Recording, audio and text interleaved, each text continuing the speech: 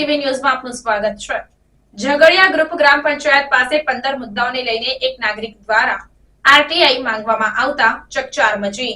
ભરૂચ જિલ્લાના ઝઘડિયા તાલુકાના સુલતાનપુરા ઝઘડિયા ગ્રુપ ગ્રામ પંચાયત પાસે ગામના એક જાગૃત નાગરિકે 15 મુદ્દાઓને લઈને આરટીઆઈ માંગતા ચકચાર મચી જવા પામી હતી।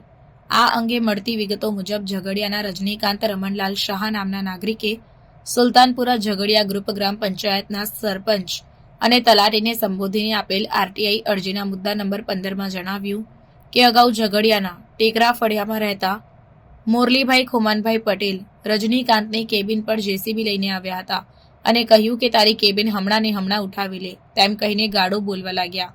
તેથી રજનીકાંતભાઈએ તેમને કહ્યું કે તું કોણ છે, પંચાયતનો સભ્ય કે સ્ટાફનો માણસ છે અને મને નોટિસ આપો અને આખા ગામમાં દબાણ હટાવો। ત્યારબાદ રજનીકાંતભાઈએ ગ્રામ પંચાયતના સરપંચ અને તલાટી પાસે લેખિતમાં માહિતી અધિકાર મુજબ 15 જેટલા મુદ્દાઓને આવરી લઈને આરટીઆઈ માંગતા પંથકમાં ચકચાર મચી જવા પામી હતી। આરટીઆઈ અરજીમાં દર્શાવેલ 15 મુદ્દાઓ અંતર્ગત જણાવાયા મુજબ મુદ્દામાં 2010 થી 2024ના વર્ષ દરમિયાન વિવિધ ગ્રાન્ટ કે ગ્રામ પંચાયતના ભંડોળમાંથી કરવામાં આવેલ કામોની પૂરી વિગત વર્ષવાર આપવી। ઝઘડિયા સુલતાનપુરા ગ્રામ પંચાયતના વર્ષ 2010 થી 2024 સુધીના બેંક ખાતાના સ્ટેટમેન્ટની નકલ આપવી। 2010 થી 2024ના વર્ષ દરમિયાન ગ્રામ પંચાયત દ્વારા યોજાયેલ ગ્રામ સભાઓની પૂરી વિગત આપવી। વર્ષ 2010 થી 2024 દરમિયાનના ગ્રામ પંચાયત રોજમેળ, વાઉચર, ઠરાવ બુક તેમજ ગ્રામ સભાના ઠરાવોની નકલ તેમજ ઓનલાઈન ડેટા આપવા। વર્ષ 2010 થી 2024ના વાર્ષિક સરવૈયાની નકલ આપવી। ગ્રામ પંચાયત દ્વારા વર્ષ 2010 થી 2024 સુધી કરવામાં આવેલ વિકાસના કામોની પૂરી વિગત આપવી। વર્ષ 2010 થી 2024 દરમિયાન ગ્રામ પંચાયત દ્વારા બનાવવામાં આવેલ માર્ગોની કામગીરી અંતર્ગત વપરાયેલ મટીરીયલ તેમજ માર્ગના માપ તેમજ ચૂકવાયેલ બિલની વર્ષવાર વિગત આપવી। વર્ષ 2010 થી 2024 દરમિયાન ગ્રામ પંચાયત દ્વારા કરવામાં આવેલ કામોના બિલના ચેક નંબર તેમજ રસીદોની વિગત આપવી। વર્ષ 2010 થી 2024 સુધીમાં વિવિધ કામો હેઠળ આપવામાં આવેલ કુલ ચેકની પૂરી વિગત આપવી। ઝઘડિયા સુલતાનપુરા ગ્રામ પંચાયતમાં ફરજ બજાવતા સરપંચ અને તલાટી દ્વારા ઓફિસમાં રૂબરૂમાં શૌચાલય બનાવવાનું જણાવાયું હોય આરટીઆઈના જણાવેલ મુદ્દાઓ બાબતે લેખિતમાં માહિતી આપવી।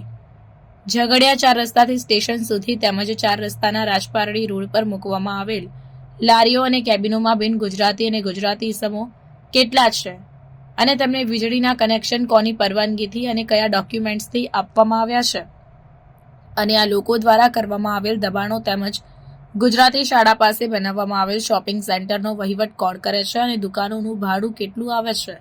દબાણ કરનારાઓ દ્વારા બનાવવામાં આવેલ પાકી કેબિનો, ગ્રામ પંચાયતની હદમાં આવેલ રહેણાંક સોસાયટીઓ અને શોપિંગ સેન્ટરોના પંચાયત વેરાઓ સંબંધી માહિતી ઉપરાંત ગામમાં કુવાઓની કુલ સંખ્યા અને તે પૈકી કેટલા કુવામાં પુરાણ કરવામાં આવ્યું તેની તમામ વિગતો આપવી।